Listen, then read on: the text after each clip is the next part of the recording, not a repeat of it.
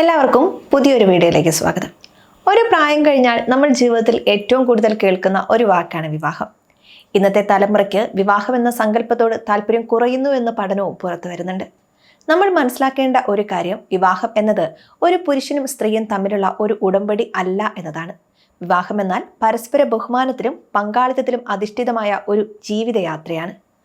ആധുനിക സമൂഹത്തിൽ വിവാഹബന്ധങ്ങൾ പഴയകാലത്തെ പരമ്പരാഗത മാതൃകകളിൽ നിന്ന് ഏറെ മാറി വന്നിരിക്കുന്നു. ഇവിടെ സ്ത്രീയുടെ സ്ഥാനം അടുക്കളയിലും പുരുഷന്റെ സ്ഥാനം പുറത്തുമാണ് എന്ന ചിന്താഗതിക്ക് സ്ഥാനമില്ല. ലിംഗസമത്വം എന്ന ആശയം ഒരു സാമൂഹിക നീതി എന്നതിലുപരി സന്തോഷകരമായ ഒരു കുടുംബജീവിതം കെട്ടിപ്പടുക്കുന്നതിനുള്ള അടിസ്ഥാന ഘടകമായി മാറിയിരിക്കുന്നു എന്ന് നമ്മൾ തിരിച്ചറിയണം. ഒരാൾ മറ്റൊരാളുടെ പകുതി, വിവാഹത്തെക്കുറിച്ച് നാം കേൾക്കാറുള്ള ഒരു മനോഹരമായ വാക്കാണിത്. എന്നാൽ ഒരുമിച്ച് ജീവിച്ചു തുടങ്ങുമ്പോൾ ഈ വാക്കിന്റെ യഥാർത്ഥ അർത്ഥം പലപ്പോഴും നാം മറന്നു പോകാറുണ്ട്.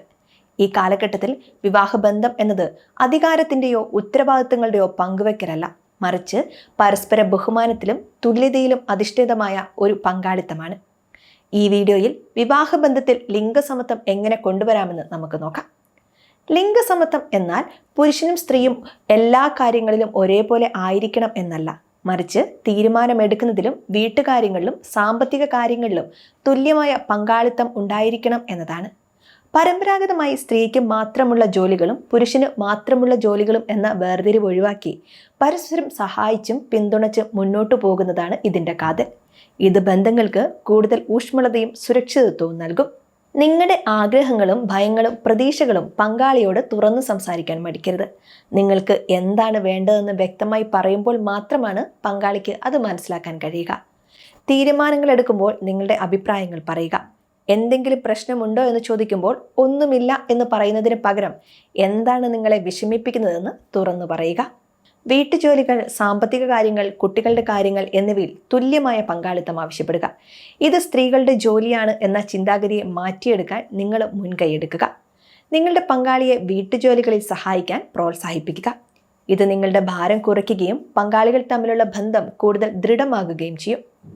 വിവാഹശേഷം നിങ്ങൾ ഒരു വ്യക്തി എന്ന നിലയിൽ ആരാണെന്ന് മറക്കരുത്.